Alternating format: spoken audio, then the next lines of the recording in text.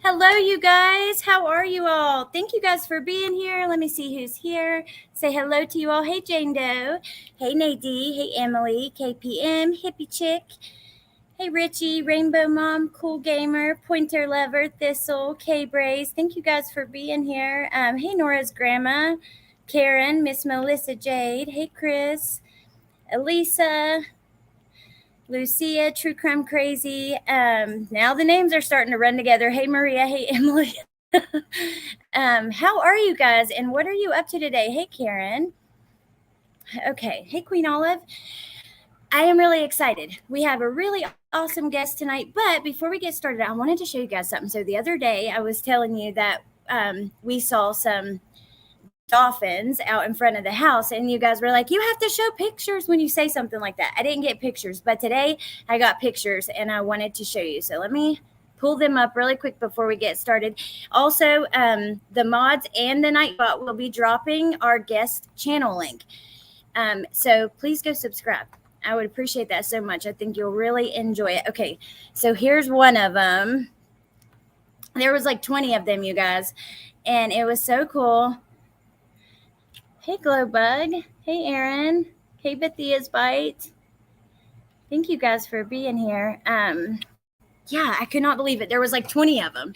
And we were out there, and then my neighbor and their kids were out there, and I had just told her, I was like, you missed like a bunch of dolphins or porpoises, because I'm not 100% sure which of the two, they look so similar. And a few minutes later, she's like, Alex. And they were all over, tons of them. Really hard to get on camera, like to get a good view, but yeah. Hey, Becky P, Music City Mom. Thank you guys for being here. Okay, so let me take this off. I'm going to go ahead and bring up our guest. Hey, Mallory. I'll turn off my camera too. Hello. How are you? I'm here. I'm excited. I'm nervous, but I'm excited. Don't be nervous. It's going to be fun. We got lots to talk about. And yeah, Mallory is about to start her journey on YouTube tomorrow. And, she's already had a lot of experience, but not with her own channel. So it's going to be really special, really awesome tomorrow. That's why one of the reasons I wanted to bring her on today. I know many of you guys, when they saw you on the other day, I got tons of comments asking for your channel, or oh my gosh, I've missed Mallory. So yeah. Oh, Aaron said you only get one. One hello. Hey, Wolfie. Rainbow Mom says, don't be nervous, we love you. Hey, Heather Bratt. Hey, Tony. I'm so happy for you, Mallory. Me too. So I thought I would bring her on. You guys, I used to have like a series where, and I might continue it. Yes, absolutely, Cray. Ain't gonna let it happen. Hey, Anna. So anyways, I used to have a series where I would interview different creators that we covered similar cases. It's called A Conversation With. I've interviewed tons of people, like many of probably people you guys watch now. Melissa, Molly Golightly, actually, the Glarer, like just tons of different people. I interviewed as many people as I could at that time. Cher, Mr. Cher, and it was really fun. I would do like a little bit about them, and then we'd get into the cases. So we're going to kind of follow that same outline tonight. I want to talk to you about you some first. So first, let me ask you, when did you get into true crime, and what case was it? Hey, Kate, by the way. I didn't want to miss that. Oh, you're good. It was actually Maddie McCann, Madeline McCann's case, but not because of like true crime. And if I have to pause a second, guys, Dexter's being nutso. That's okay. So if I mute, just hey, Carol, freaking fools. Okay, I couldn't see you till there. That's the first comment I've seen. Hello. Okay, sorry, Mallory. No, you're good. When she went missing, I was actually staying in a hotel in Florida, and was on the first floor and was laying in bed when it came across the news as like a little girl missing from hotel or whatever the storyline was. And I remember being terrified that I was going to get kidnapped. And Wow. then it was one of those things where it was like, I have to learn everything that I can to prevent that from happening. And then it kind of just morphed into everything else. Wow, that is so crazy. Like asked that question to so many people and I've never had an answer like that. That's kind of traumatizing. Like, you being Yeah. scared. Oh, Well, and the worst part too was I was next to like the sliding door in this first floor hotel room. So I think that's also kind of why, where I was like, kids are getting taken out of hotel rooms. Oh my gosh. Like, but I right. was also like, I don't even know what year was that. Um, Oh gosh, a long time ago. I don't even remember the yeah, exact but I would have 2000. been like around 10 or somewhere around that age. So it was something where it was more like me, but then I also had my two younger sisters like in the bed next to me. Um, so it was more like everything everywhere. You know what I mean? Right.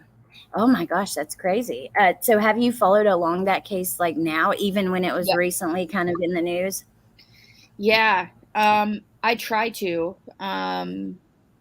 It's it's a lot. And Yeah. that's kind of one of the ones kind of like with John Benet Ramsey where I'm always aware of like the stuff going on, but I it's hard for me to like read into things because there's been so much BS. You know what I mean? Yeah, absolutely. Say you're exactly right. Um, So it's hard like that. Okay, so which case brought you onto YouTube? Um, so I've I've been watching YouTube for a long time, true crime wise, but it was always like the pre-records. It wasn't until Kylie Rodney that I came and found that there was actually like live streaming. Wow. And Yeah.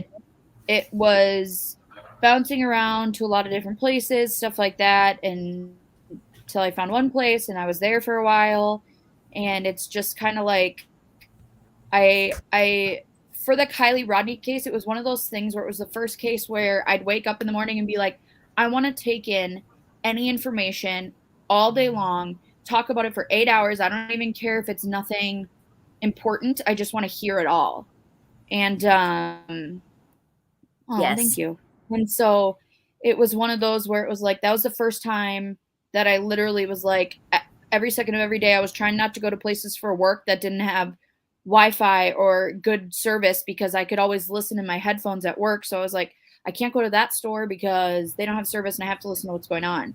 And then it's just kind of gradually I've found the people that I enjoy listening to and that I think are good at what they do. And now Right. I can kind of follow them for any cases. But that was kind of what brought me to YouTube as a whole. But I mean, I started off, watching the really, really big creators that did more of the pre-recorded stuff. Like the Kendall Ray type videos. Yeah, Kendall Ray, Danielle Hallen, big Stephanie Harlow fan, big Derek Levasseur fan.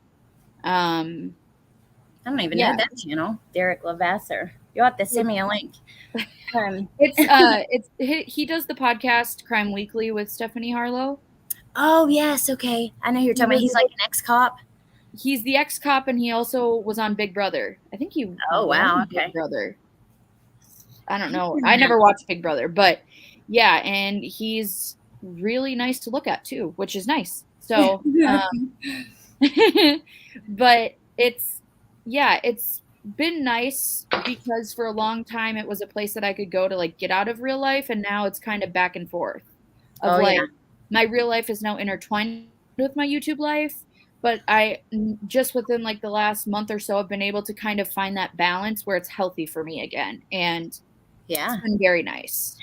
That's like, okay, that's so interesting you say that because my first experience with a case like that was the Watts case. And that's kind of what brought me to YouTube because I wasn't even aware of like true crime Facebook groups, but I started doing like searches for more information. I wanted, like you said, every single little thing that I could get. I could talk about it all day long. And it's crazy how that happens. And it's even weirder how it's certain cases. Like, it's not every case that grabs you like that. Well, Um, yeah, and then obviously Idaho happened, oh, and and it we're going to talk was about that. yeah, it was like the after the Kylie case, that was actually the first case that I actually like I've read everything. I have read every single thing that has been filed in court. I have watched every interview multiple times. I am, you know, Yeah. there's just different aspects where it's like every little thing about it, I'm like, I've seen it, I've read it, but I'm also very guarded because of how connected I feel to the case that I'm like, ah, you know what I Yeah. mean? Like, Yes, I know exactly what you mean. My freaking neighbor out here mowing. Um, but okay, before we get into Idaho, because I really want to talk to you about a few things with that. What case has personally impacted you the most? so this is one that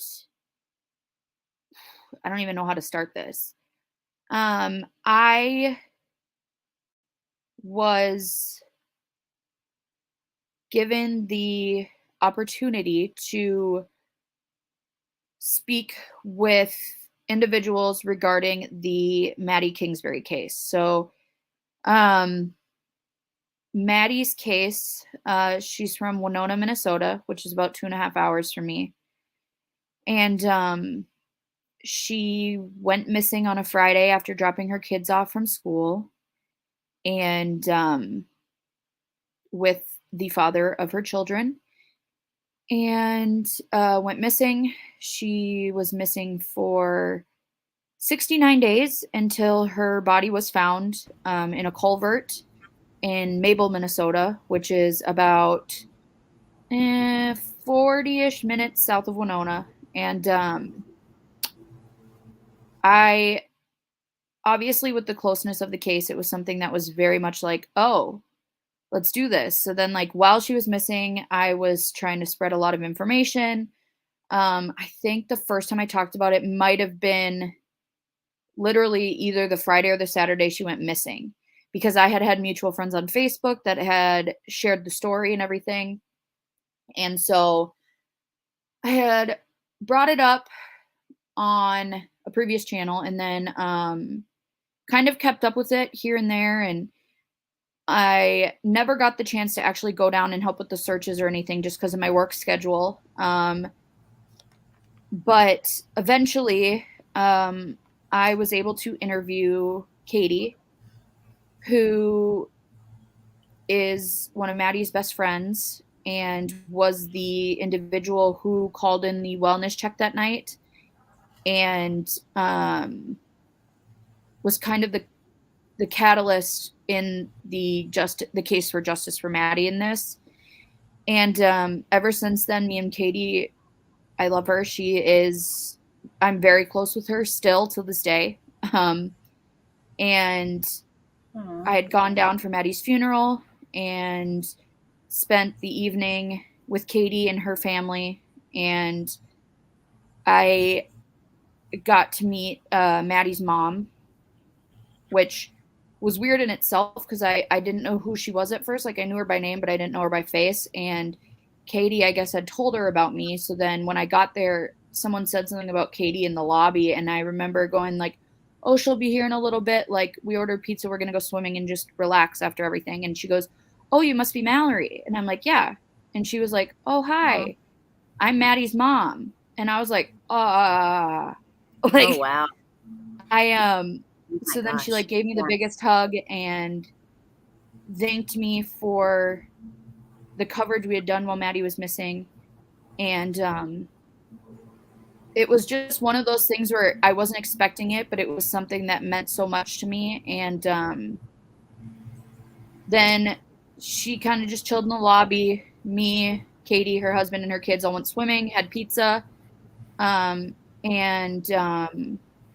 then right before they left, we all ended up sitting down in the lobby and talking with Maddie's mom and some of the family members, just kind of about everything. And I've stayed in contact with them. And That is so sweet yeah, and special. I yeah. love And that. so, yeah, the father of Maddie's kids was arrested for Maddie's murder. And it's been a lot. And you never actually realize how much little things can affect people and stuff until you actually talk to a family or anything. And like, obviously, I didn't know Maddie personally. I feel like I know a lot about her now because I know people that loved her and have told me stories and her favorite things. And, you know, she loved Harry Potter and just different things like that. And so it was something that when I left after the funeral the next day and I drove home, I was like my almost my whole outlook on everything changed.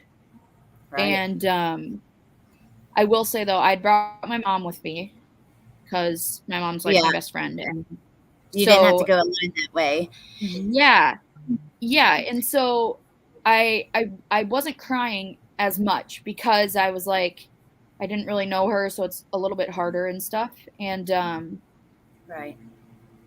Well, it's until, different. Oh, yeah, go ahead. I was just When sorry. you I know was just that gonna say, Katie walks in and immediately comes over and hugs me. I started crying then, and then I was fine, and I was kind of just like taking everything in. And then the group of search dogs that searched for Maddie's body came in and sat down. oh my And gosh. they literally sat and like were just taking in the ceremony with their handlers. And it is so different to be able to, it's hard to say experience 'cause that's a terrible word, but like to go to someone's funeral that has been recently murdered, it's crazy. And Oh, I it's bet. one of those things where it's like I'm going there to support Katie, to support Maddie's family, and everything, but then at the same time, you come in and there's an entire section of the law enforcement that searched for her. And you know, the family, the friends, and the like I said, the search dogs came in, and it was just like, oh my, like it's something you don't even think about, but then you realize how many people like care about these cases without it being like a huge sensationalized thing. Well, just for a second before you go on, because I want you to talk about the Gabby Petito thing at least. But you Oh. said it changed your whole outlook. But Yeah. how did it change your like? Did it change your view on how you're going to cover true crime and stuff like that? Um, yes. So it was more of a, one of the things which I don't say very often, I don't say it a lot. At Maddie's funeral, the biggest thing about Maddie was that she was so giving and she had such a big heart and she always put everyone else before herself. But to the point where it was like she could be struggling so hard and you would never be able to tell because she always wanted to make sure that everyone else was better before herself. And she's like, some of the people had said, like, yes, that's something she was known for, and that's a good thing to be known for. But it's also hard because they knew behind the scenes that she was struggling because she didn't put herself first. So it was one of those things that when they said that, I'm like, crap, I do that. And it's like, how many, Right. I don't want it to end up like, and obviously I'm not saying like me be there, but like, yes, I want to be the person that I want to be with the big heart and helping everyone and making sure everyone's happy.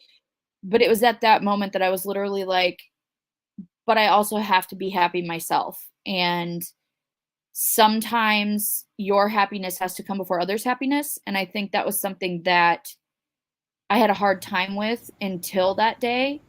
And it was just something that, I don't know. It was something that really affected me.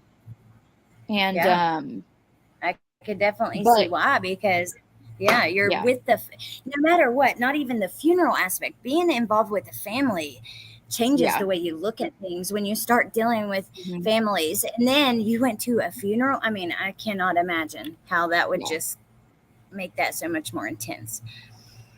Yeah. And yeah, and it, like I said, it was just one of those things where it's like you don't, it's hard to understand unless you were there and experienced it. And even like when I think back to it, it's like hard for me to process where my mind was before and after. You know what I mean? Yeah. It's really cool though. Hey, LFT. Beautiful. Okay, so what about, before we go on, Maddie was a mom. She had 2 kids, right? And also another, you had sent me an article because I didn't follow this one and I wanted to at least kind of know about it since it was so affected you so much. And then we're going to talk about some of the cases we've both covered. But can you explain like his obsession with Gabby Petito and what he said and stuff like that? So yeah, I'm gonna actually bring up the article so I can read it verbatim because I don't know verbatim, but so the perpetrator of this case is obviously the father of Maddie's kids. They were not married, they were not together, and but they were in the process of getting separate places and everything like that. So there was a lot that came out in a PCA, the probable cause affidavit that came out regarding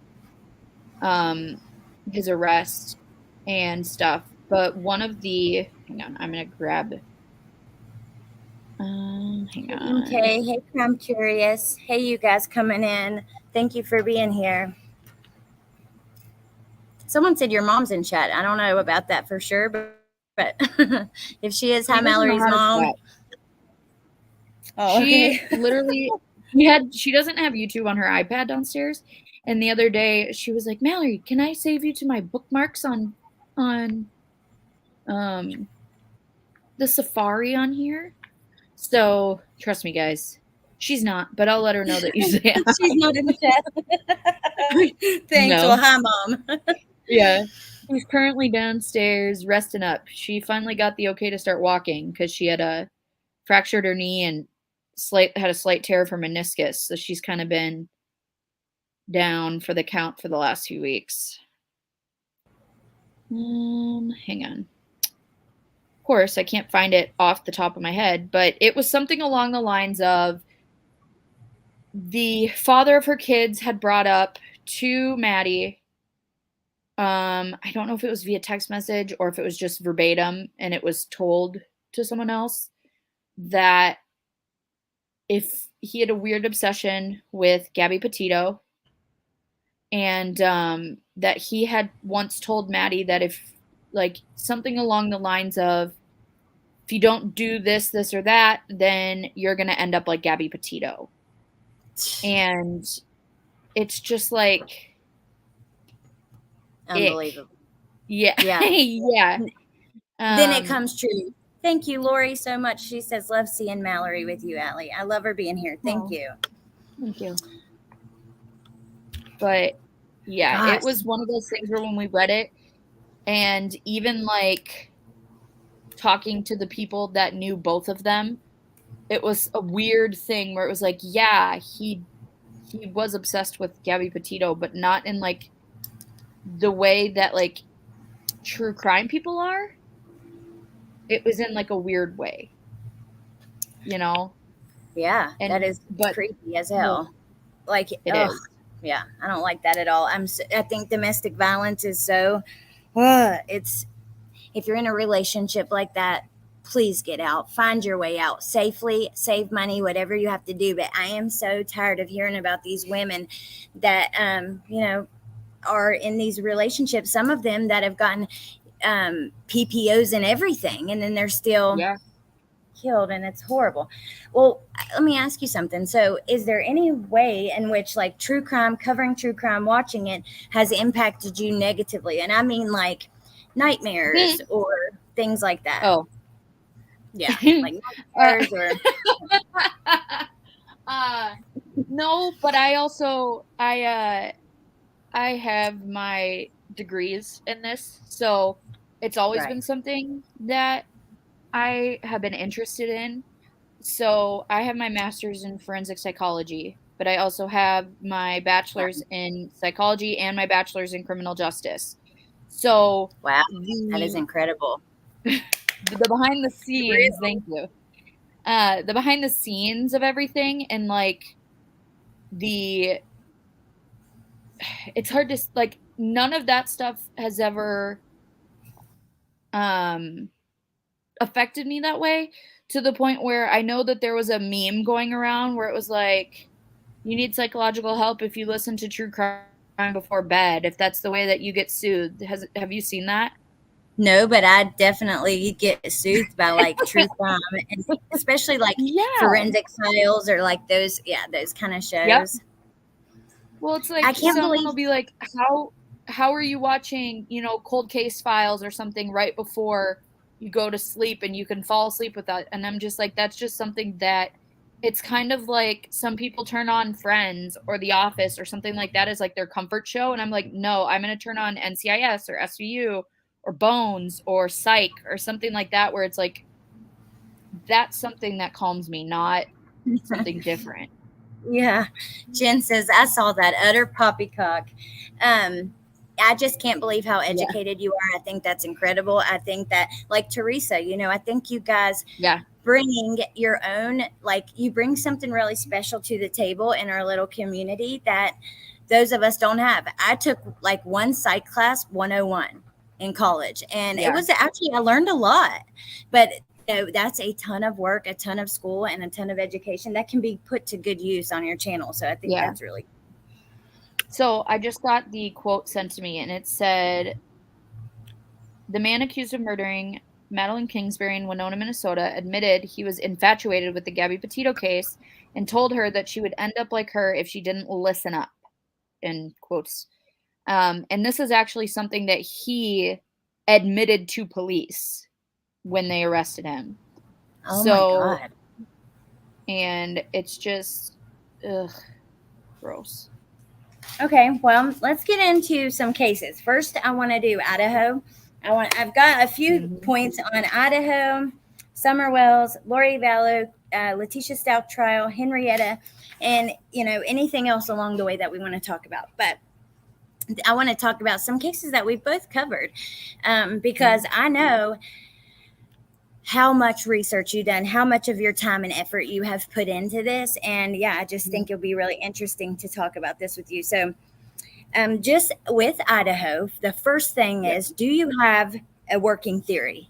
Do you have, what do you think? Yeah, do you have a theory? So I think I do. I have my theory that I've had since the beginning, that, but it's like a step by step theory of how I think things happened.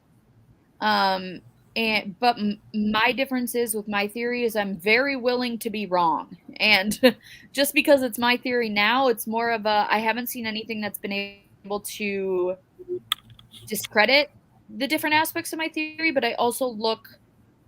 I'm more of like a logical thinker, not necessarily an emotional thinker. So yeah. That's a Well, good thing in true crime, honestly. You need to be a I lot know. less emotional. And it's hard. I get emotional as hell. I get Yeah. on here screaming, getting pissed off. I've cried a million times. I mean, it's Yeah. really hard. Wolfie Well, and knows it. especially with Idaho, because Idaho was like the first case that I actually got into myself, that I also presented. But also, I mean, I've talked to a handful of people that are involved in that case, and um, friends with different people on Facebook and on Instagram and all the things, to the point where it's like, for me, that case is so much more than just the case itself. And I think that's why I want to like continually cover that one. Right. And but I guess I can just give you my overall theory. So um I believe that whoever did this, because everyone is innocent until proven guilty, blah blah blah. But that if it is Brian, like the police had enough to arrest him for, whatever, that his target was Maddie.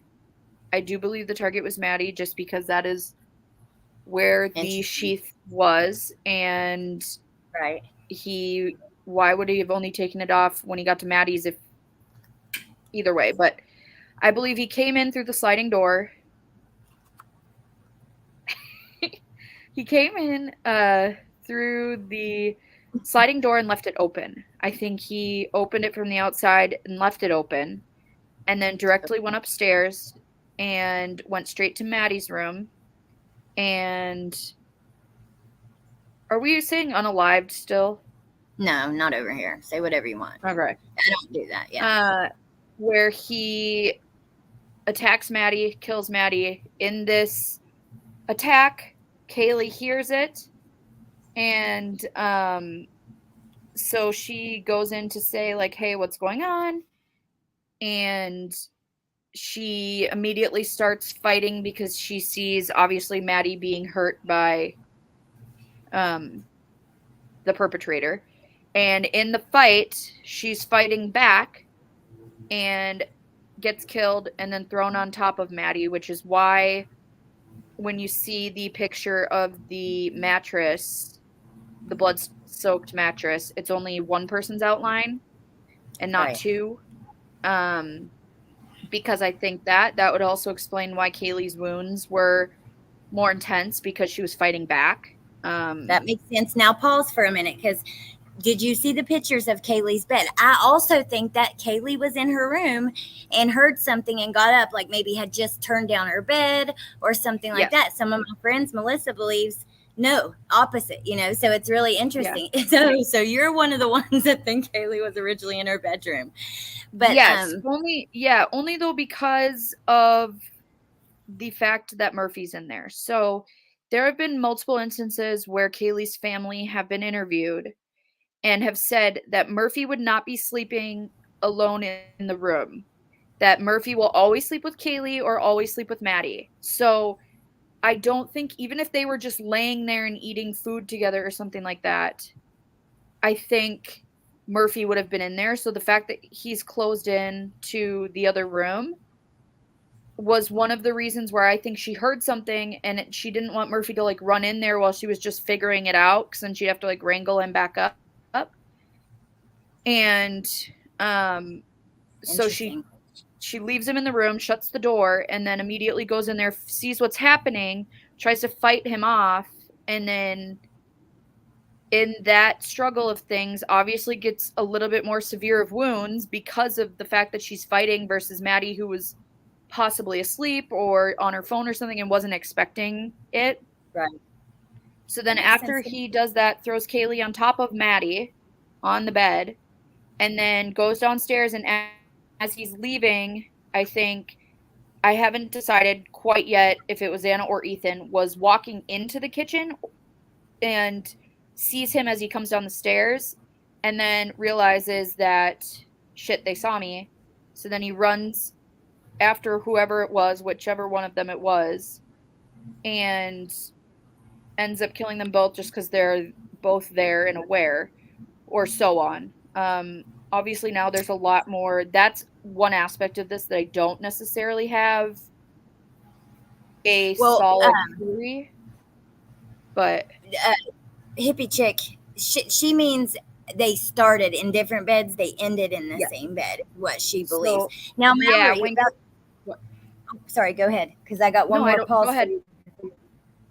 Okay, so what about Dylan's version of he's coming like out? And wouldn't that mean that Xana and Ethan were first, or so? You know what I mean? I think she saw him literally as he left.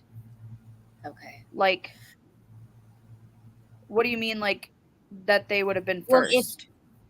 Because if he walked past her door, then walked straight out, he coming, like the way I understood it is he was coming from upstairs, but maybe I'm wrong. Oh. To go past her door. I've always understood it the opposite, where it was like he was coming from killing Xana and Ethan and took that turn and then took a right into the kitchen and then left out the already open door. But the other part, though, too, to that is that with that sliding door being left open, number one, that you could see that they were only dusting for prints on the outside handle of the door, not the inside handle. which is why I think he left it open. I think he opened and closed it with the outside of the door. Okay, But that makes also, it would also make sense as to why the audio from next door was able to pick up so much, like the dog barking or crying or whimpering or whatever that they said, because the door was open right. versus Oh, everything that being makes sense. closed. Now, okay, so And I thought Dylan's bedroom was right by the steps, and maybe it I is. don't It is. know. Okay. I don't know. It's so interesting her story of him walking by. I guess we have to wait till court, but that kind of confused me just a little bit. Yeah. So, and I've seen a lot of different aspects of the Dylan thing, and I'm one of the people that at this point, to me, she is a victim in this. So is Bethany. I Right. think that there is a lot of evidence that we do not know. The thing that I always go back to is people are like, I really hope that everyone has, that they have so much behind the scenes that they're not telling us. And I think the aspect that everyone has to remember too is that the prosecution had asked for 6 full days for the preliminary hearing for them to be able to give what they had. They were awarded 4 of those 6 days. And then obviously the grand jury happened, so now we're not getting one at all. But it was one of those things where they believed that they had a full 6 days worth of evidence to prove that Brian Koberger did this. And Wow. so, and they were only given 4 days, but still back and forth. It's one of those things where it's like, I think there's so much, so much, so much behind the scenes that I we agree. don't know. And I mean, it's also the type of thing where when we come to like the exculpatory evidence with Bethany, and it could be something as simple as Bethany saw so and so drink that night, so anything that that person says is unreliable. And that's considered exculpatory evidence if that person's testimony was like the Right. key witness testimony. So it doesn't necessarily have to be that Bethany was with Brian or Bethany was this or that. It could just literally be like, no, before I went to bed, I saw this person do this, and that Right. would It make their literally story less means reliable. whatever she has to say is favorable for him. Right. It doesn't mean anything else. People take things so far though, and Yeah. especially with this case, and there is a reason for that because it's a very popular case, and Yes. I've seen whole entire channels built on this case, many of them.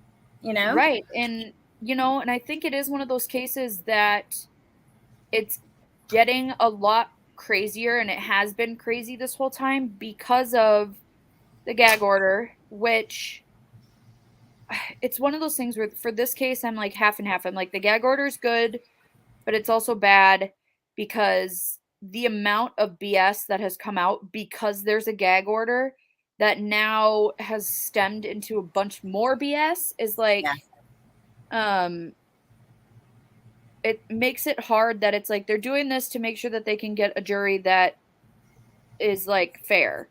But it's like with all the rumors and everything that's out there, it's almost causing more issues to not have the facts out there than to just not. You know what I mean? Yeah, it absolutely is. And there are even rumors that like have made their way into the courtroom. I remember a rumor that was started about the sheath, the DNA being planted. Now we have the defense, making claims of that. It's just crazy. But they were saying, a couple people were asking, what is your theory on the 911 call and why did it take so long? Is that like that kind of thing?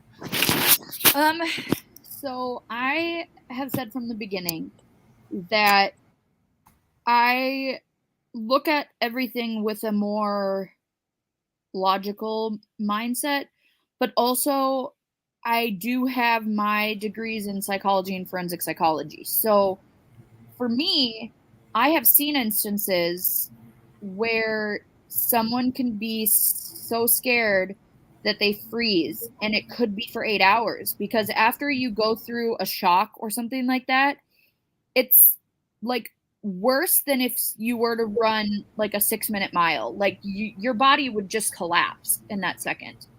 So the fact that I've seen the body do crazy different things while on adrenaline or being scared or different things, and I've studied that, I think it's a lot easier for me, just me personally, to be like, until I hear what happened, yeah, of course I have questions about why it took 8 hours, but I also think that there are possibilities where she's a kid that was traumatized. And yeah, she sat there traumatized for 8 hours and didn't come out of her room till someone got there. And that's a possibility. And it's the same kind of thing with Bethany. Her room was under the stairs. Like that's the part of the house that there is a potential that you don't necessarily hear everything happening. And we also have not been told the exact wounds and such. For all we know, each one of them could have had a neck wound that stopped them from screaming. And so it's one of those things where I'm very much like, I'm up in the air where it's like if they come out and say, oh, they were doing this or they were doing that and this was the reason and it was really to save themselves, blah, blah, like I'd be like, okay, that's fine, that makes sense. But I'm also not willing to be like, oh my God, they could have saved them, because they couldn't have saved them. That was something that Steve Gonsalves was very poignant on, was that there was no saving them. So at that point, he said they did what they did best, which was save themselves, and I'm not going to fault them for that, is what Steve said. Well, that's a good point. Well, go ahead, because I lost my train of thought. Anyways, I had a question about what you were saying, but I lost it. It'll come back. No, so for me, it's more of a. Oh, it came back. Do I have questions about the 8-hour wait? Yes, but I'm also not one that's like, oh my God, they waited 8 hours. They're terrible people. They have to have been hiding something, because I know, because of my schooling and stuff like that, that shock and stuff like that can have a real effect on people. And without them even having the ability to understand what is happening to them. Yeah, I completely agree. Angie says, but that doesn't fit the conspiracy narrative, so it can't possibly be true. I've been saying the same thing from day one. I think that we need to wait for trial, wait for the facts. There's going to be, like, I think all these theories are going to be, people will be surprised. It's probably going to be much more simple than people have made it. But I do have a question for you about Dylan. You said you thought she could have stayed in her room potentially. You know how that screen was out? What are your thoughts on her leaving through the window, possibly, and also the front door being open? So, and that's the thing, is that's just my initial of like what could have happened. I'm very open to the fact that I have very much looked into the aspect of Dylan potentially going down and sleeping in Bethany's room, because that was one of the very first, I want to say something that came out. It was either Reddit or 4chan right at the beginning. Someone had said something like, Dylan heard something, got scared, went down to Bethany's room, or she texted Bethany and said, Bethany, did you hear that? And she said no. And then Dylan said, I'm scared. So then Bethany's like, well, you can come sleep down with me. And then she went down there and slept with Bethany, and they were both downstairs at that point. And so that was always something that I kept in my mind of like, okay, that's a possibility. Now, I want to say that the window being out was debunked by someone, that it was already out long before everything. And, but I don't remember exactly. Now, is it possible? Absolutely. And it's kind of the same way, because I know there was a lot of people that focused on how much they were looking at Bethany's window too. And right latitude. And that's exactly kind of my thought process of that, where they say originally in her bedroom. And interesting. So that's why it's one of those things where I have my mindset of how it is based on everything that we've read. but I'm very much willing to listen to everything else and like be open. Like it's not like I'm going to be winning or losing whether my theory is correct. See, Tiff is talking about the footprints and there being one. I Yeah. am holding out, hoping that maybe there's more. They're not going to list all their stuff in there. You know, I also think that's kind of weird, right? They had to use, you know, whatever to make it show up, whatever you call it. My brain's not going to work right now. I'm not even going to try. But the blue star, luminol, that kind of thing to make it show up. And they mention one footprint, but we have to remember they only put, you know, certain things, just enough in there. They just put a little bit. So I don't know. What are your thoughts on the footprints? I don't think it's related, to be honest. It was a latent footprint, and it was found on the second go around. And so to me, I think it was probably just someone within that house that, whether it was someone that was there when they had the people over on Friday night or something like that, where it just happened to be one that was stuck on the ground or someone had stepped in something or something like that. But yeah, it makes sense to me. I don't think if this was Brian's footprint that there would be one footprint in the house. There's just no way. Yeah, I think that makes sense. That makes more sense than other things I've heard. I mean, oh my God, when they were taking the stuff out of the house and we saw the mattresses and stuff, that was horrific. This case has just been crazy. My next question for you though is, have you noticed there seems to be like a Brian Koberger fan club? And I'm not talking about the people that are, well, let's wait and get into that for a second because two people say, but it tested positive for blood. Yeah. But what if it was just, I don't know, like a drop or someone else? I mean, at parties, college parties, a lot of people end up getting hurt. You know, somebody could have, I don't know. I think that. Well, and the fact that it's on a shoe print, like a footprint too, I mean, someone could have very well done something and stepped in it somewhere else, and it just was that little aspect of it stuck on the shoe too. I mean, I don't, and that's the thing too, is it could have very much everything to do with it. I'm just, it's one of those things where for me, I haven't seen enough to be like, oh my gosh, it's the, you know, yeah, huge thing. I think that's smart. You're being logical, and I love that. I think especially for a person running a channel, that's important. I think it really is. So yeah, now into the Brian Koberger fan club thing. And I'm not talking about people like the people in here that are questioning the evidence and stuff. That's fair. No. Yeah, that's absolutely fair. Yeah, I'm talking about like the writing him letters, the Facebook groups about him, how dreamy he is in his gelled hair. Have you seen some of that? So I am a member of the Justice for Brian Koberger Facebook group. Now, but not for the reasons that everyone else probably is. I find it not only entertaining, but for me, when I go to find when I find information and I look at information, I like to look at things from all views. So even though a lot of these people are like, justice for Brian, get him out of there, he didn't do this, they also do bring up a lot of like doubt in some instances, where I like to read a lot of it so that I can kind of just see where their heads are to then compare it to where I am to see if I do have to check anything that I'm thinking, because it's like, I don't, it's one of those things where it's like, not only is it entertaining when you see these people and they like made the freaking gifs about, Brian Koberger's mugshot, and then they like put hearts all around it and posted it, and we're like, my baby, on the Facebook group. And it's just like, no. But I also don't talk in the groups. I just am like a lurker.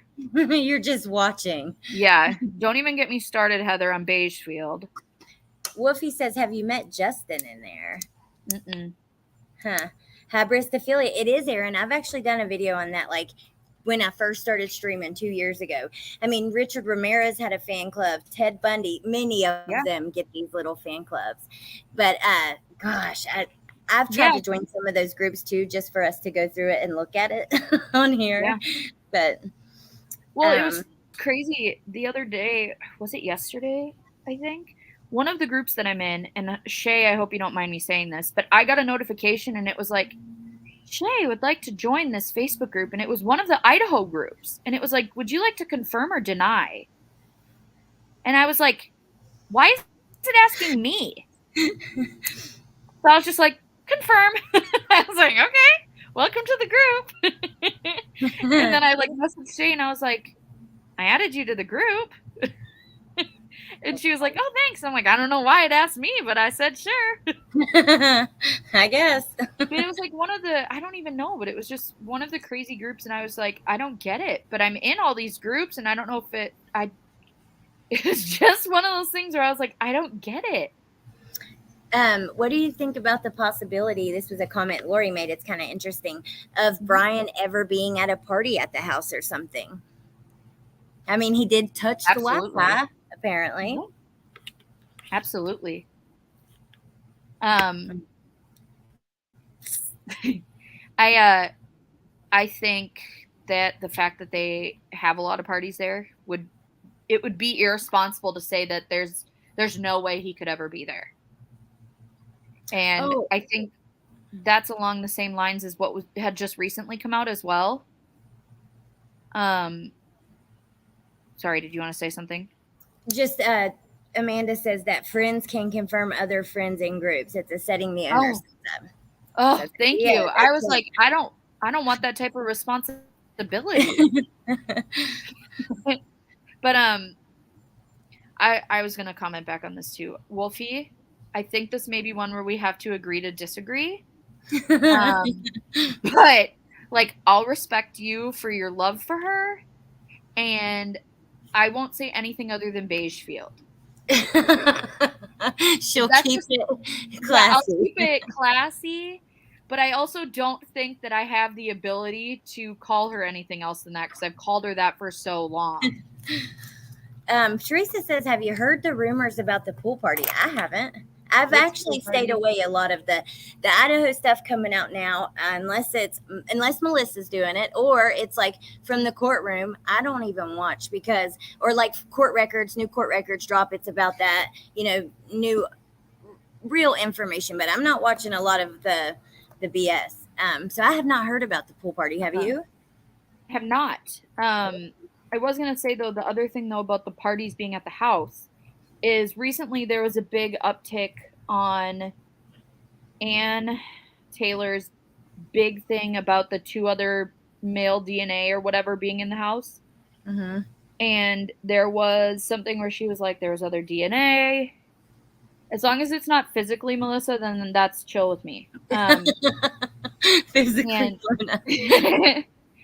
But there was a lot of hoopla because she had put out the thing or filed the part of it where she was like, there was 3 male DNAs that we don't know what the DNA happened to it.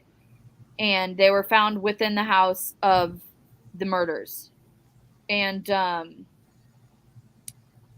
it was one of those things where it's like, yeah, no shit. Like, you don't think there was ever males inside the house? Exactly. Like, they had a party on Friday night. Like, of course. It just maybe it was someone that didn't realize they were even at the house during that time. Many people were like talking about how much before anything came back, you would hear experts and regular people. There's got to be a ton of DNA in that house. Yeah, a ton of, come on now. Yeah, and I mean, we've seen it with our own eyes because of all of the times that the police did go there and we saw the body cams of everything. I mean, on which one was it? The one where they called Maddie, which would have been the second body cam. So Kaylee's was the first, then Maddie's was the second. And it wasn't even any of them that like lived there. Were answering the door and you could hear all the other people. And I mean, we know for a fact that they were friends with a lot of the people that lived in the houses nearby and stuff like that too. So it's like the thought that someone could have made it to a party brought by someone else and not even realizing that they were at that house is a high likelihood, to the point where it's like the reason that there's 3 that potentially, and they don't even say, only one of them is unknown. one of them, the other two were not unknown DNA. They were just male DNA. Mm. So it was just a lot of back and forth and trying to word things so that it sounds like something it's not, when it's like, yeah, if they didn't find 50 different guys' DNA in that house, I'd be worried. Then I'd be Exactly. worried that someone tried to clean the house, I because completely agree. it's like, ugh, I don't know. So, yeah. Well, Teresa said that there's a rumor that Brian went with a friend to a pool party and the girls were there. And you know what? I've wondered all along, where did he find them? Where was his first Mhm. interaction with him? You know what I mean? And I think it very well could be something like that. Yeah. And even where they worked, if you remember, when that person came out and said, "Oh, he used to come here," Mad Yep. Greek came out and they said that is not true. Yep. Then they came out and did a second statement and said, "We actually don't know if he ever came or not. We just know that the person who gave that interview is not an employee. So we can't say for sure if he's been here or not." Right. So it's really interesting. Let me pull up a picture of the house because we're going to move on in a 2nd. Mm-hmm.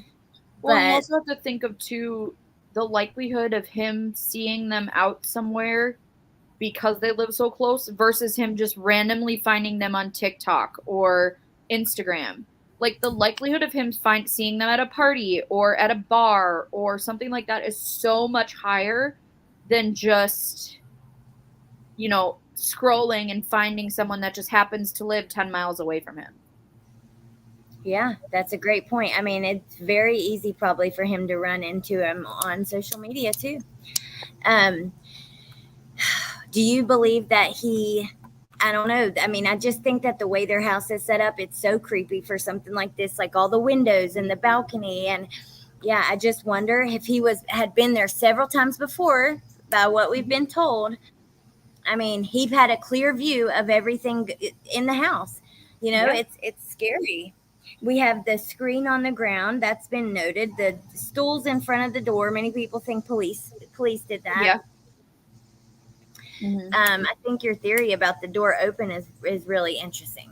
Okay, let me see if I had anything else on that one. I did have, like, I was going to ask your thoughts on the sheath and this theory that the DNA was planted, and why do you think it was even left? I'm telling you, we knew, Wolfie and I talked about this. As soon as they said what kind of knife it was, she was like, they found the sheath. And I was like, well, how do you know that? Could it not be, from another reason? She's like, no, not to know exactly what kind, because they're looking for that K bar. They're not just Mm-hmm. looking for a hunting knife that's, straight with like those studs, because that would probably leave a mark on the wounds. Yeah. You would be able to tell more by their wounds. Mm-hmm. But yeah, so what are your thoughts on the sheath, on it being planted? I know you said you think, if you can explain again how you think it got there, that kind of thing. Hey, I Amber. think he probably just took it off the knife as he was about to attack Maddie, and he either just set it down thinking he would not forget to grab it, or he also could have thought he shoved it in his pocket and it wasn't, or, something just simple. I don't think it was something that he meant to leave there. Now, could it have been something where he's like, I'm smarter than everyone and I'm going to leave it here so that they think they caught me? Yeah, of course it could be. But I just wondered in that. my opinion, at this point, I think it was just accidental, and it happened to be under Maddie because Maddie was first and he didn't realize that he didn't have it with him when he left. Um, Do I you think don't that's why he came back? Like, how he came back the next day? And do you think that's him on that camera? No, I think he came back the next day to do something else with himself, possibly. Um, but also just to see, like, he What was it? probably woke up if he went to bed and was like, why am I not hearing anything about this? And Right. so he went over there to see if there was the hoopla happening, and it wasn't. You know what I mean? So he was kind of seeing if it was something like, but it's not against the possibilities that he possibly went back there to enjoy himself at the scene of something that he did. Especially because, as of now, they've stated that there was no SA on the victims. So I the had not heard power. that. So thank you. Wow. Interesting. Well, isn't that what they said? I don't know if I must have missed it, overlooked it. That happens to me. Like, I'll literally read something. I need to read it a couple times because I won't fully grasp everything. So Someone let you're me know in probably chat. right. Okay, that came out right away. That's what I thought. I was like, I thought that was one of the main things of like they had said there was no SA, and that's why Came we out were right so. away. Okay. But that was one of my main things of like, but SA doesn't necessarily have to be a in the thing. Like it could have been something where he got off on just the power of it and the after effect of it. So, It, especially oh, if was it when that Kathy went on TV? I'm sorry. Or we did those interviews that was confirmed? Maybe I do remember something of that. I don't know. There's so much cases and stuff we talk about. It can, it kind of gets like all mushed in. yeah, Hey, I don't know exactly, but I do know it was said, but I also know that it wasn't just because to be honest, I don't necessarily take everything super strongly that the coroner had said just because I think she's icky for coming out and doing it right then. Yep. But I take that and then I listen to what other people have to say too. Yeah, Willie, exactly. But I want to say someone else had said that there wasn't either, but it it was one of those things where it's like I just because there wasn't at the scene SA doesn't mean that this wasn't a sexually motivated crime or that Absolutely. some other aspect of this crime caused a different type of reaction. And Wow. Like Jen's comment there, like the stabbing could be a surrogate for the act itself. That makes sense. Wow. yeah, or I mean, if we even look into the theory that potentially they did call people over earlier in the morning and he gets over there at 9 and he doesn't see police, but he sees a bunch of college kids running around in a panic, that also could be like, oh yeah, I did this. You know what I mean? Like that Absolutely. itself, it could have started off as a why the hell am I not hearing anything to then something like that as well. But imagine how he got off on it after, after it was all over the news and it took over like it did. right. And I think too, that's one of the things that I don't know if we'll ever know unless he is like psychologically evaluated and that were to come out, because obviously he's not going to be like, I couldn't get it up, so I used my knife. Like he's not going to come out and say that. So it's always something that people infer based on everything else, like all the circumstantial evidence surrounding it. But I think with this case, just based on everything we've seen so far, that I do think there would have to be some type of sexual gratification to this, but not necessarily in the traditional way of like SA. But that's also just my theory. That's not fact or anything like that. And, it's almost like, yeah, I don't. I think that makes perfect sense to me. And I agree. That's exactly kind of what she's saying. It was exciting for him to see, Okay, so now we're going to switch gears for a second. Actually, let me read Ava's comment, then we will. She says, I have a theory, only a theory. What if law enforcement got that early morning report of the front door and didn't respond? That would explain the time sum. That would explain the family's lawsuit. What if law enforcement got that early morning report of the front door and didn't respond? That would explain the family's lawsuit if that was the case. I question the lawsuit, how they can do that, but or the possibility of a lawsuit that they want to open, whatever. Reserving the right to sue them. Well, and that's one of the things too, because in the very first press conference, he states that it was, who was it? Chief Fry states that the door was left open. The door was open when they got there. Now I want to say he's referring to like the front door, the one with the wreath, not the sliding door.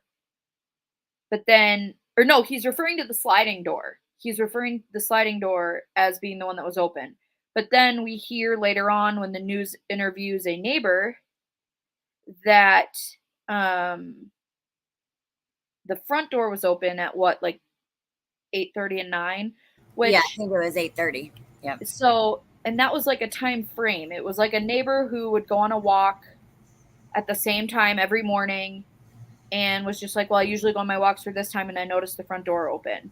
It wasn't something where they were like, oh, I saw it and I called 911 and you know what I mean? So I don't know. I think it's definitely an interesting theory. I'd like to hear more, but I've always had confusion about the doors because I want to say when Chief Fry did the original like press conference, he stated that it was the sliding door that was left open. And then later we find out that the front door was open, but then technically he didn't say that in the press conference. So I know there was a lot of confusion as why would the front door have been open earlier in the day, but then shut when police got there. And yeah, that is so interesting. so I don't know. That's definitely one of those things that I would love to learn more about, but I don't think we will anytime soon. Can I ask you, do you think, before we move on with the Xana, do you think that it started, well, I believe it started in the kitchen. We've seen the investigators in there. We saw what some people thought was blood. We saw there was that pot that was knocked over. How do you envision that happening? Just your theory, like when he stumbles upon Xana and Ethan. I don't think they were together. I'll say I think it was Xana that was probably in the kitchen, but there would have had to have been a timing because of the way that the house is laid out that she couldn't have just been like in the kitchen. She would have had to have been like walking out of the kitchen to be able to run from the kitchen to her bedroom, which is where I think Ethan was. I think Ethan was in her room. I don't know if he was asleep or awake or what. But I do think whatever happened near the kitchen, and whether or not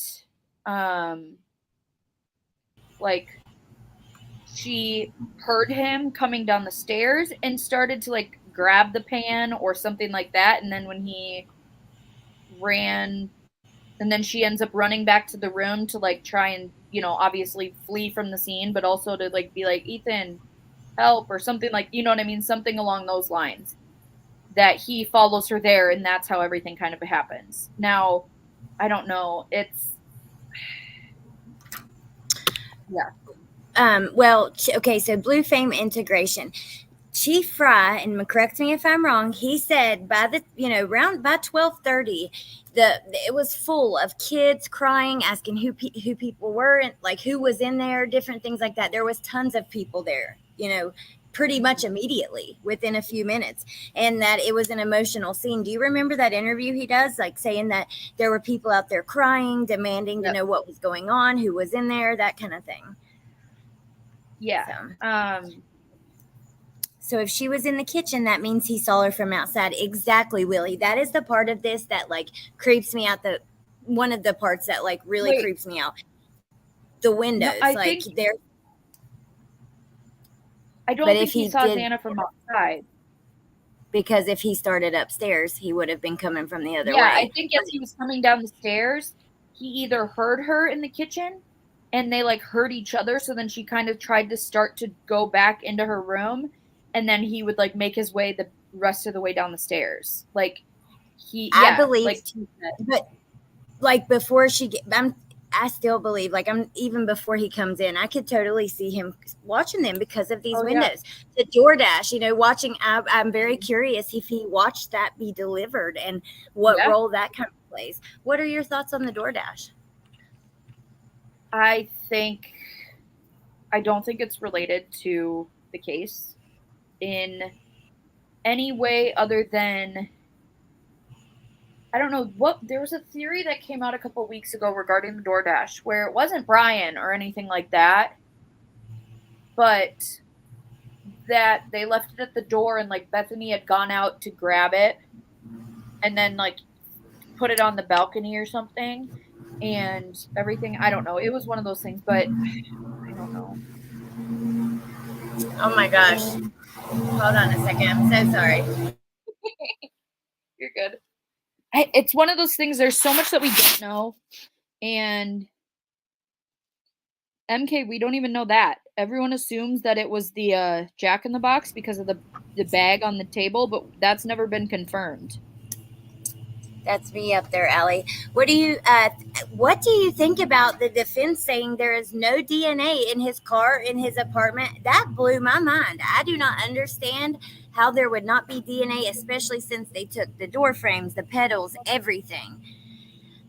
That's crazy. Um, I it's crazy, but I also we have to also think back to how many times he's probably cleaned that car out since then. I mean, his family alone said that they saw him and the police saw him when they were tailing him clean his car with the shop vac wearing gloves and everything. Like he was doing everything. I think he had a while, and I think he's the type of personality where he probably cleaned that a handful of times to the point where any DNA was going to be his from after the fact and not anything else. I think there was multiple times that he went in and deep cleaned every single little part. But I mean, it Would is that weird. take away, like Willie said, the proteins and stuff from Yeah. from these tests that they have? It's kind of crazy. It shocked me because I was thinking, surely to God, when he left here, he would have had to have gotten, Yeah. evidence of them on something. And then Yeah. him being in his underwear when Yeah. I agree, Teresa, I wouldn't be either. I was just going to say that could have definitely Dextered it. Yeah. What about him being in his underwear at 3 a.m., going through trash and separating his trash from others? When people hear that, don't they think, red flag? These people who are like, I don't know, it's crazy. Putting Yeah. his trash at the neighbors.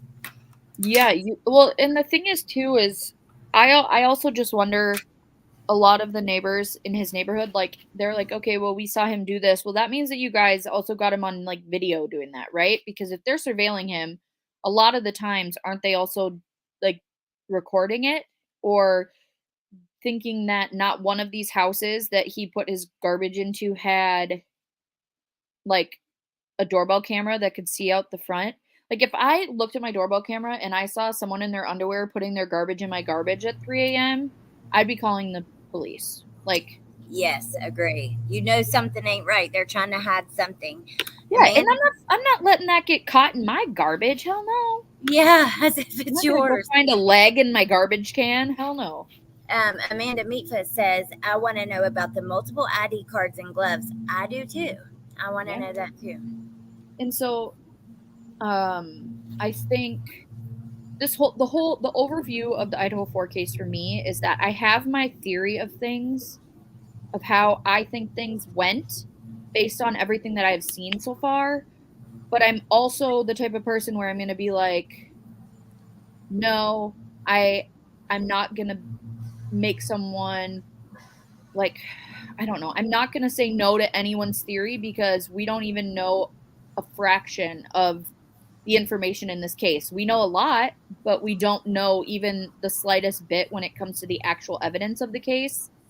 Right. And also a lot of the information is coming out in different places and is being contradicted in one place or another. So it's one of the things that for this case, I'm very much into it where I know a lot of the facts, I've read a lot of the stuff, and I listen to a lot of the rumors where I'm like, okay, that sounds plausible, or no, that's not. But I'm also not going to be the one that's like, so and so did drugs and did this and did that. Like, I'm never going to be the person that goes after the character of a victim like that Uh-uh. without like Good. having something to say about it. It's the same with Dylan and Bethany.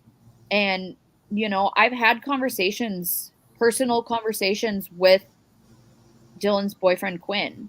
And I've talked to him about this stuff.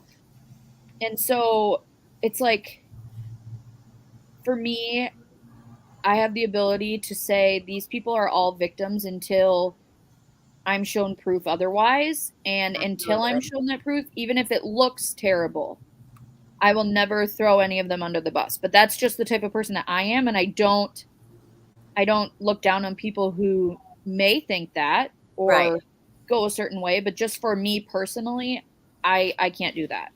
Well, that's why I am really excited for your channel because you are responsible with your coverage. Your heart is in it. You told me, like, your plans, you don't even want to really cover the popular cases. You Mm-mm. will somewhat, but Yeah. you want to cover the other ones. And I'm really excited. I think you're going to do so well. I really, really do. Thank you. Okay, so let's talk about Summer Wells for a minute. You recently kind of researched that case, right? Um, yes and no. I was told different like aspects of the case, and I followed it when things were happening. Um, like, but then as soon as all the BS kind of started with it, I kind of backed away. Um, and then I've heard things here and there. So like I know the gist of the story. I know kind of the different here and there's of everything, but not like super super in depth where someone's like, "Did you see this interview? Did you see this interview?" blah blah blah. And so on. Ooh, Lena's I don't know how to say that with the heart. Jody. Jody is actually on my list of people to do, but Jody also is not. She's only a few hours south. She went missing only a few hours south of me. The Josie Hausentrut. She was the news anchor that went missing. So years Wow, ago, I didn't know about years, that one. years and years ago, back in the 90s, I want to say. But People are excited for your lives. Okay, and yeah, let me see. Well, what are you? Do you have a theory on that one? What are on your Summers, thoughts? Mm-hmm. to be honest, no. I mean, I've heard things here and there. I I've seen different theories. I obviously lean towards questioning the parents, but that's also because a lot of the people that I've heard the case from lean towards the parents doing something. So to me, I feel Right. like I'm a little bit biased when it comes to that. And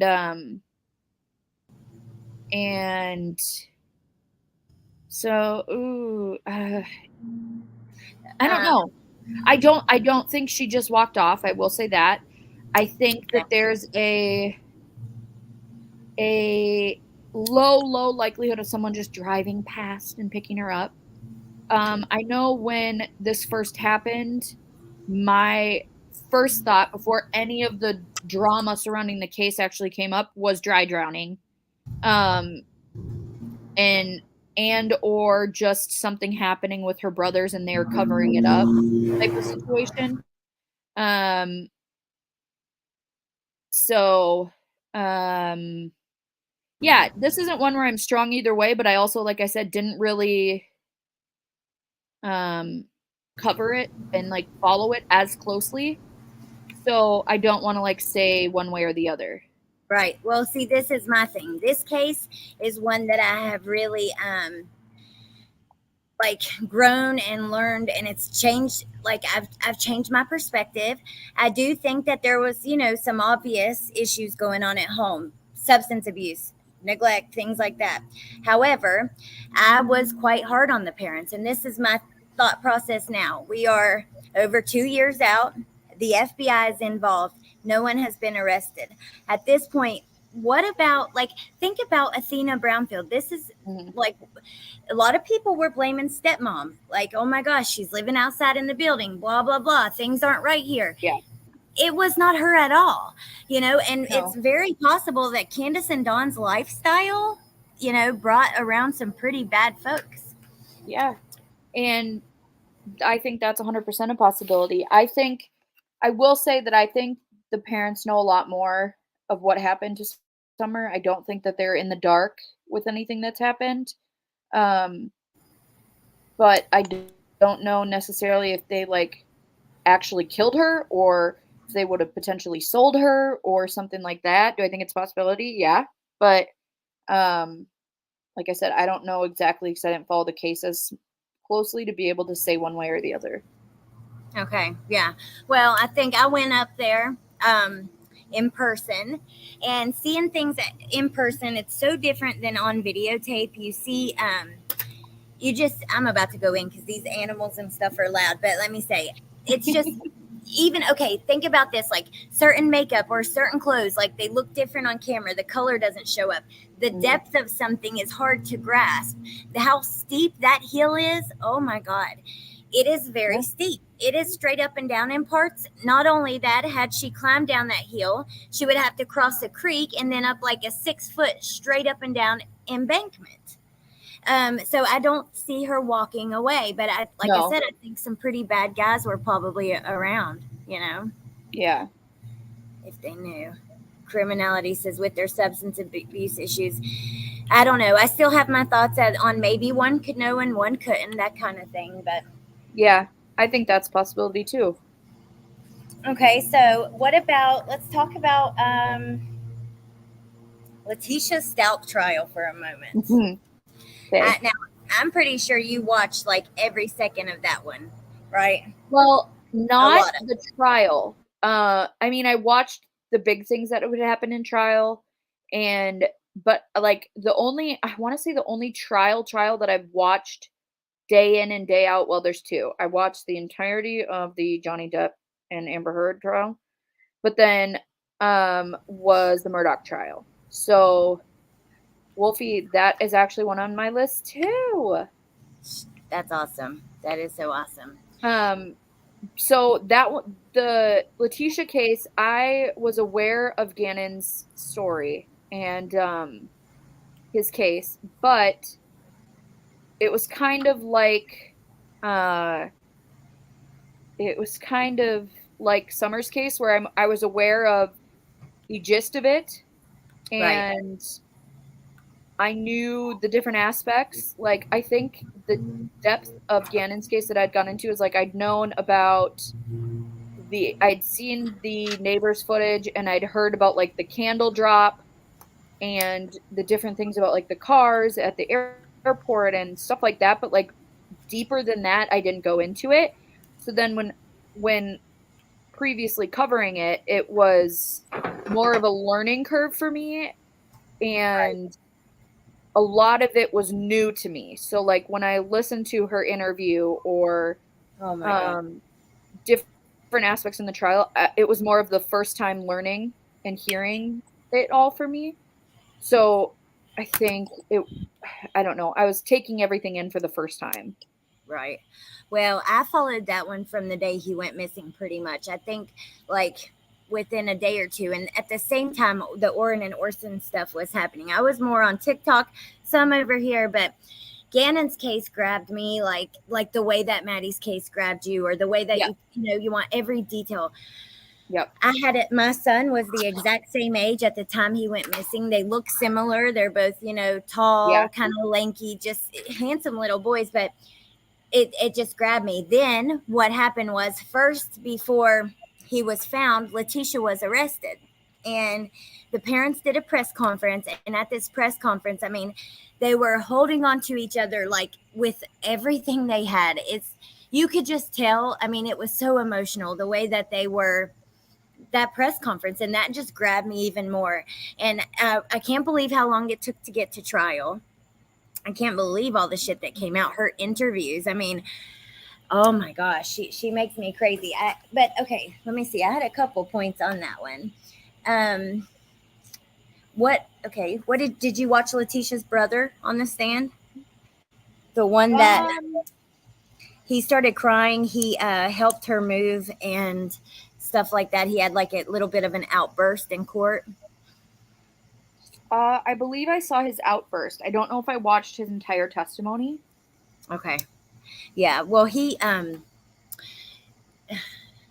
helped, he noticed Leticia struggling with this suitcase. He talked about her being missing when, for a super long time, and it was super emotional on him. Now, did you watch anything with Harley, and how, what are your thoughts on that? A lot of people were very hard on her. It's been tough, and there's like two sides. What are your thoughts? I think I can know what you would say to this, but you tell me. No, I want to hear what you think I'll say, and I'll tell you if you were right or not.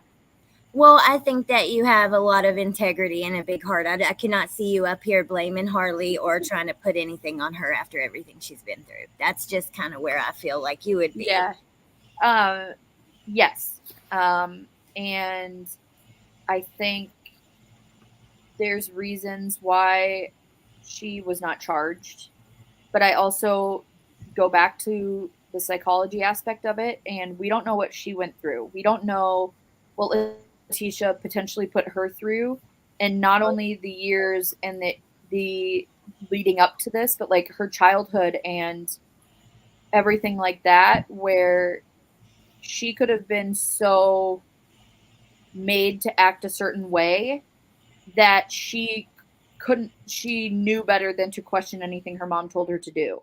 So it's like, Yep. yeah, she could have known something was happening or known more or known less or seen something and just knew better than to question it because of how she was, for lack of a better word, trained to. Oh, yeah. And so I would have to take into account all of that before I would ever go blame a young girl Oh, like yeah. for anything that she could have potentially done in this situation because she was not the one to harm Gannon. So yeah, Right. exactly, Heather. Yeah, Yeah. and that's kind of where I sit with it is like, Can you imagine oh, what she went through with her? no. Oh, I can't. And not only that, Mallory, she found out that her father died of an overdose. She found out that he died of an overdose like when the trial happened. Her whole entire life, she had been told that he was shot. People came in the house like a scary, worse story that probably haunted her and gave her nightmares. Why the hell would you do that to your child?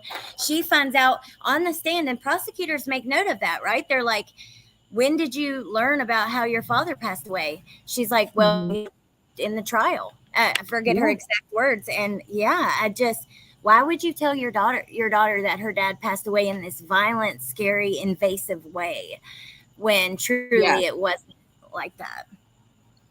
Well, right. And I think that's, emotional manipulation at its best. And unfortunately, when it comes to parents and kids, it's very easily for parents to emotionally manipulate kids because we're literally made from our parents and we're grown with them to trust them. Yeah. So it's very easy for parents to take advantage of that if they're not good people. And unfortunately for Harley, I think from a very young age that was what was happening to her, just based on who we've seen Leticia as a person is. And so the fact that she made it out of that alive, and I know Gannon didn't, but like that's got to say something. You know what I mean? Like, Yes, I completely agree. The fact that Gannon's yeah. sister also made it out alive. Yes. Yep. Sorry, I was muted because I came inside because yeah, so the noise isn't so bad.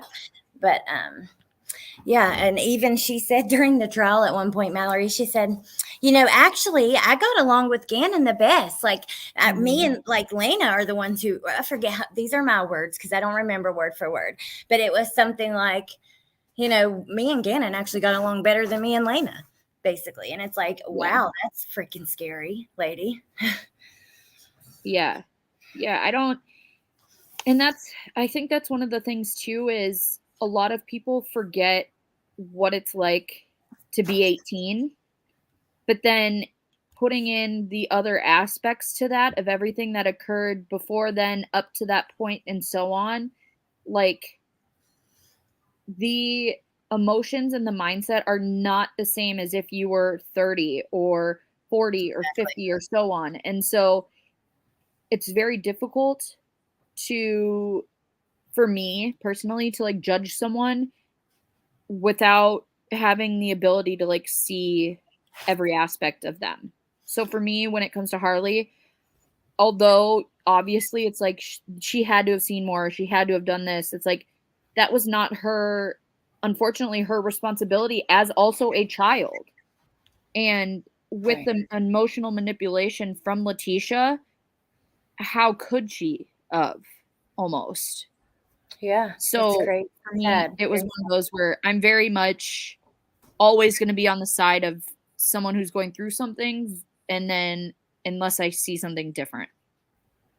Right. I love that. I respect that. I'm so excited for your channel. I think we need more creators with ethics like that and morals like that. That like seriously, because this not just like what happened with the autopsy photos, but just many different things. Like we're hitting all-time lows as creators, and the respect that we give these families, these victims, survivors, I think we have to do better. I'm trying to alter, like I want to change the way I've done things. I want to be very aware of that, and I want to support channels that kind of run that way too, you know? Yeah. Well, and I think too, even just with me being within the YouTube streets for the last, 9 months or something like that, you can definitely feel the difference between that.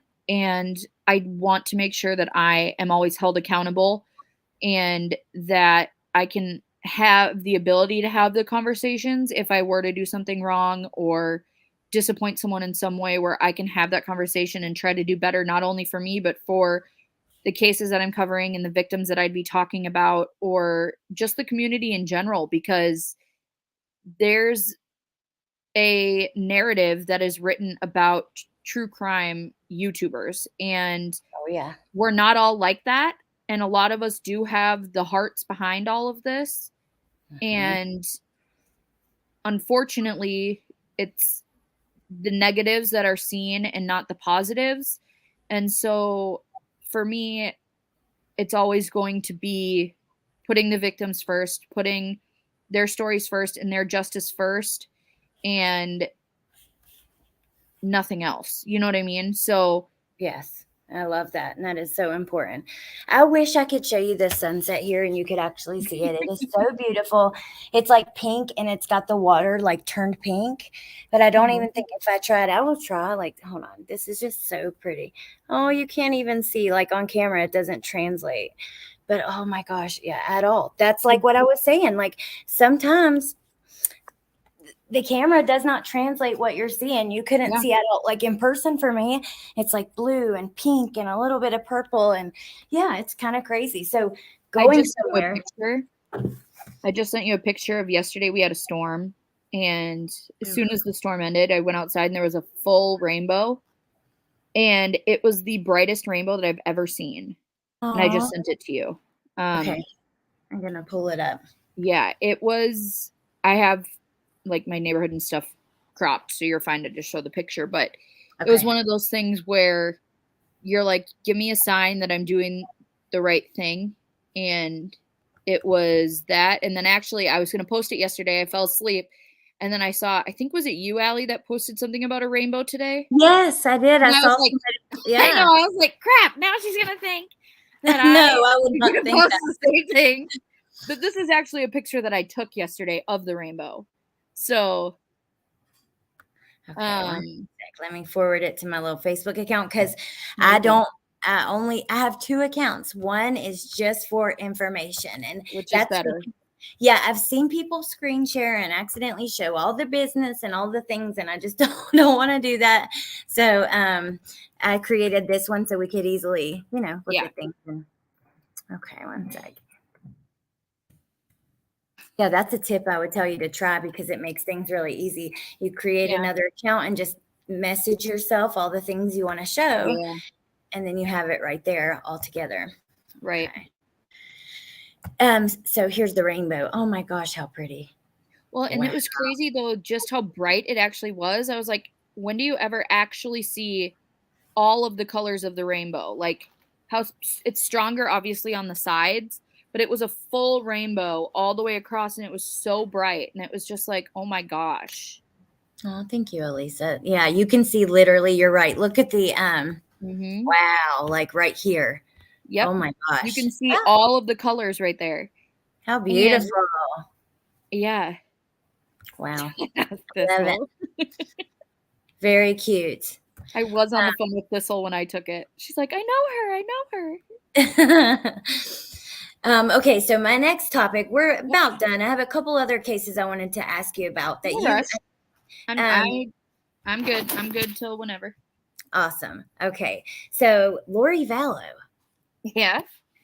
You've covered that and looked Yep. at some of that. She's been convicted. She now Mm-hmm. has new charges in Arizona, and Chad is about to go, to court. So, Yep. when did you start following that one, and what are your kind of overall thoughts? So I followed it from the beginning, but I stopped. So I followed it when it first happened. I want to say the very first thing I ever saw about it was Nate's interview in Hawaii. Nate Eaton's interview when he was following them in Oh my Hawaii God. was the Mm-hmm. very first thing that I ever saw about it. And yeah, Tess, we do. Where are your kids, Lori?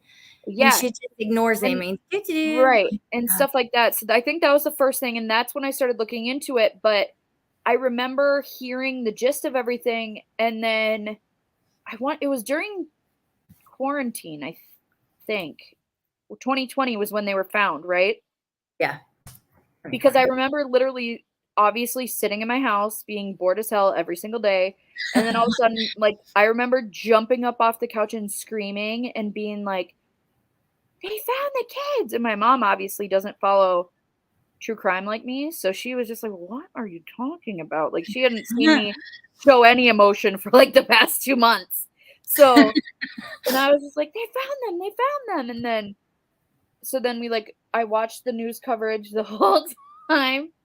And it was like, I remember doing that, but the weird part is I'd known about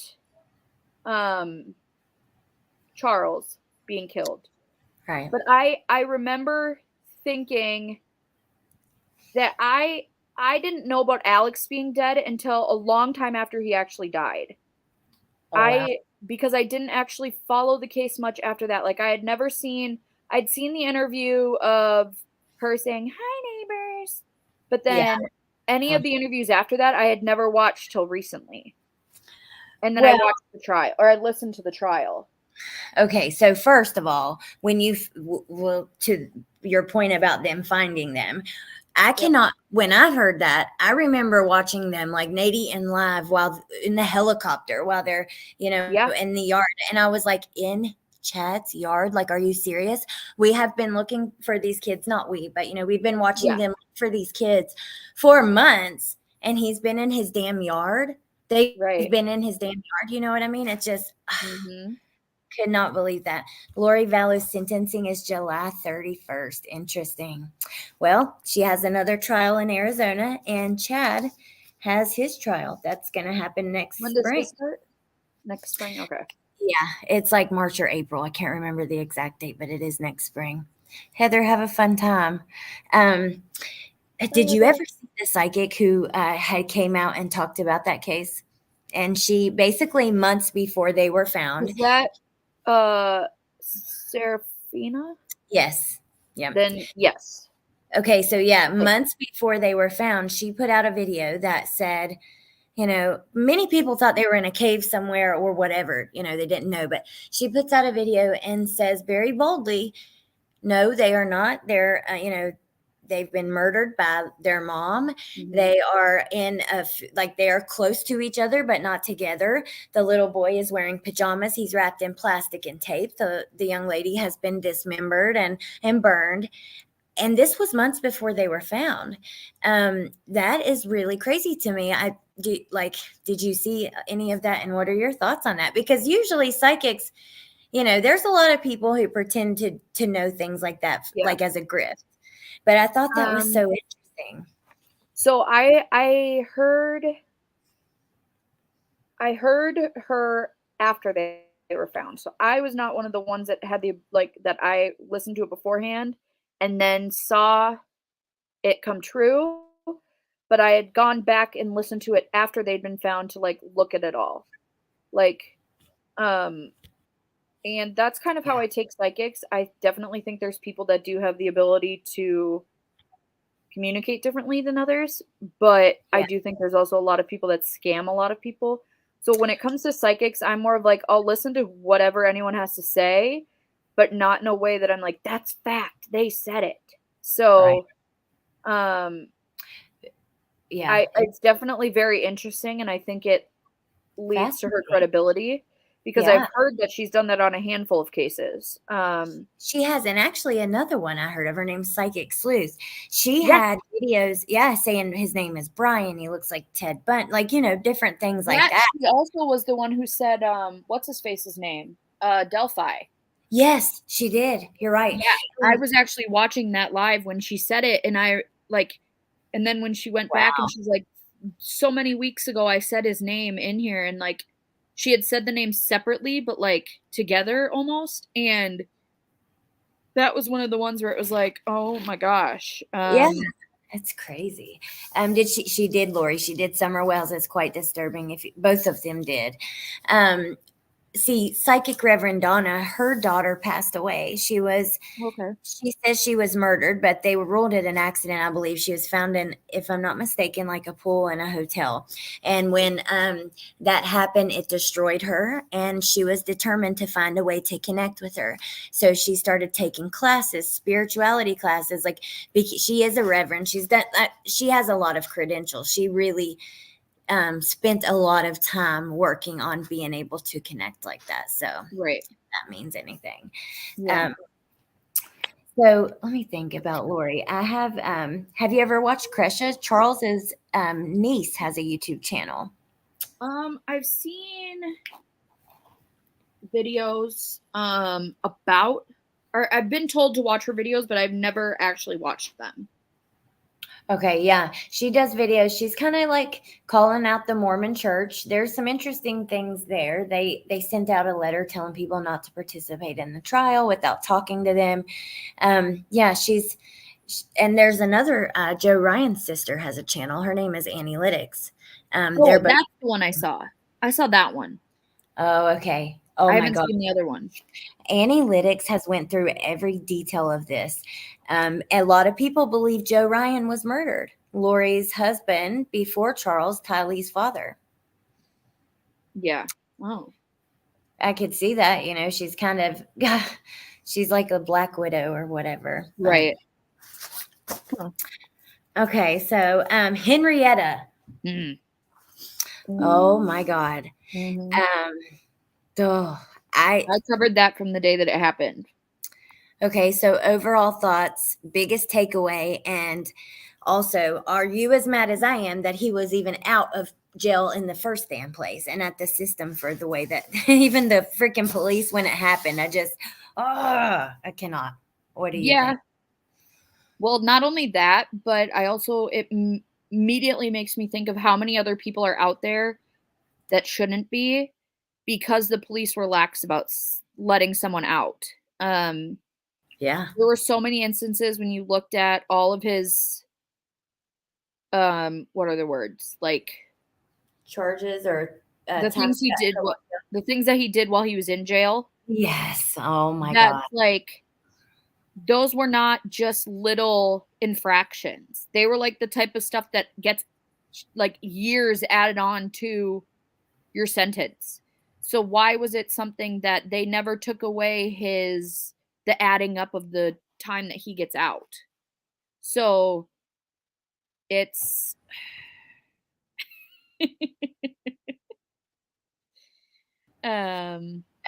Yeah, I'm with you on that. I cannot believe, like, think about it. Okay, while he's in jail, I just thought about it. We have to go.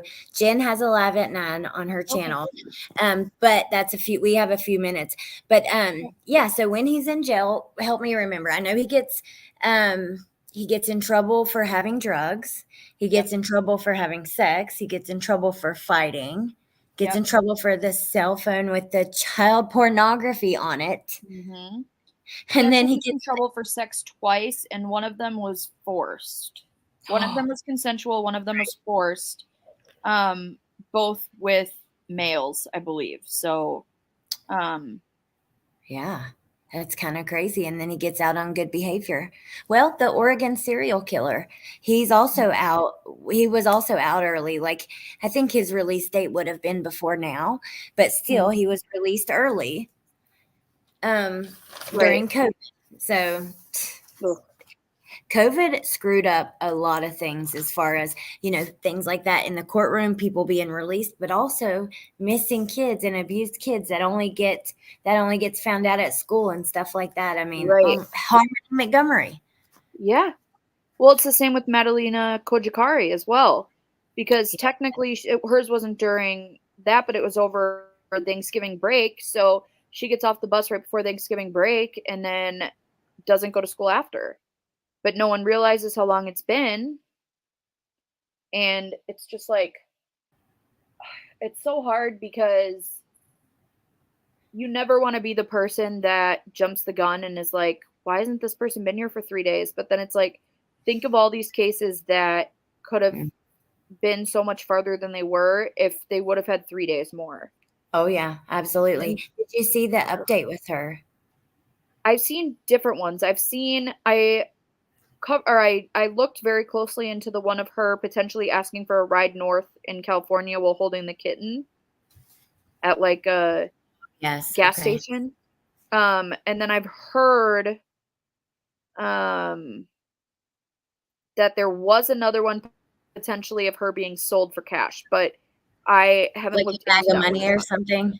Yeah, in the Right. woods. Mhm. Yeah. I've heard that, but I haven't looked into it. But that was one of the cases where I always thought that she was either sold or hidden.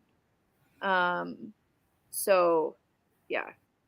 Yeah. But Oh my God. I worry about that one. I hope that she's found.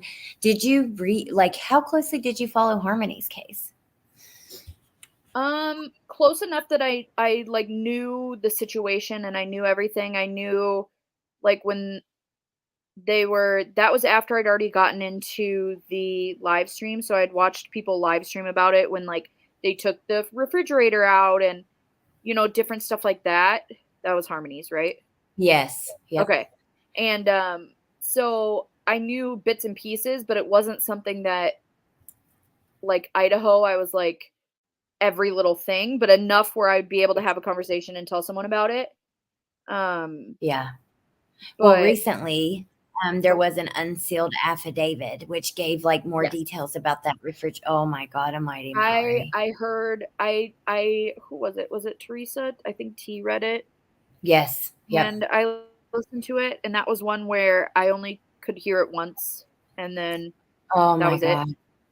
Yeah. Um, yeah. She describes squishing her remains into Mhm. a bag after they've been putting lye and different things on them, and Yeah. her bones are no longer there. I mean, Right. that woman, she deserves more charges, but that's just me. Right. Oh, let me ask you before we go then about another one. This has been so fun. I think so many people have enjoyed this. I'm so glad you came. Please go subscribe to Mallory. I'm really excited for your channel. But before we go, have you looked any at the Kendrick Johnson case?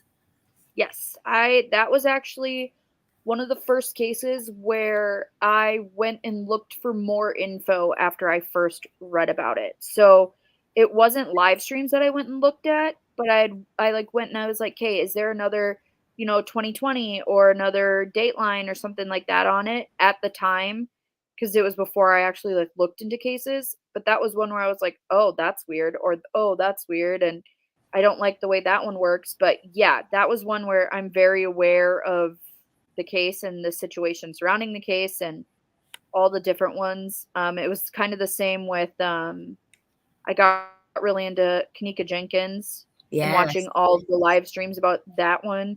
Oh And gosh. then one of the ones that I've been kind of deep diving into recently was the Timothy Pitson case. Did you ever follow that one?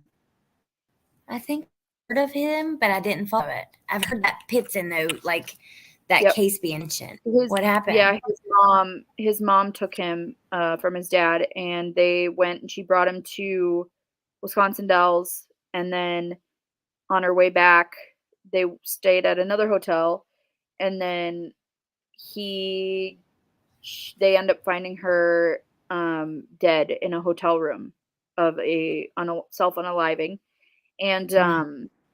he's been missing ever since. And it's the route that she took is actually the same route that I take when I go see my grandpa, and I've actually stayed at both of the hotels that she stayed at with him.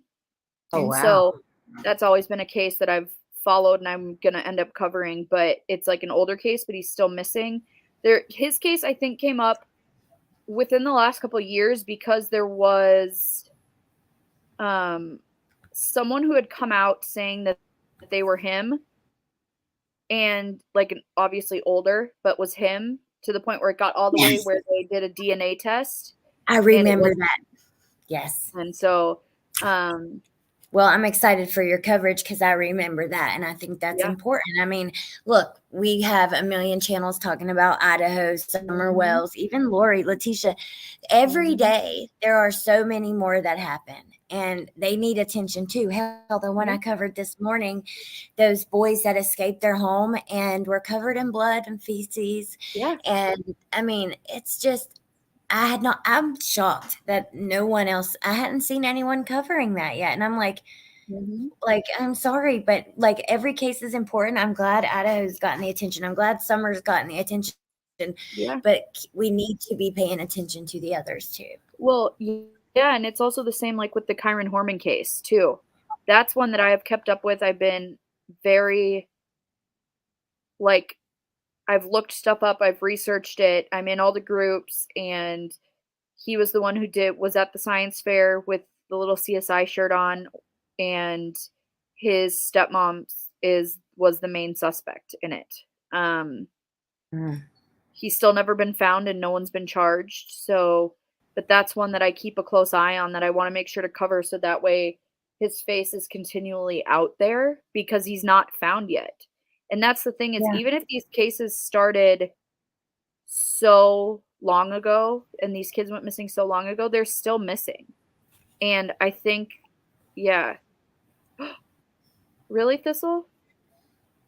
What did she say? The pregnant mom and 4 children were found today, by the way. Yeah, there was a mom in Utah that I had tweeted about. She went missing. She was pregnant 6 months, and then she had her 4 younger boys with her, and she had been missing for almost 24 hours.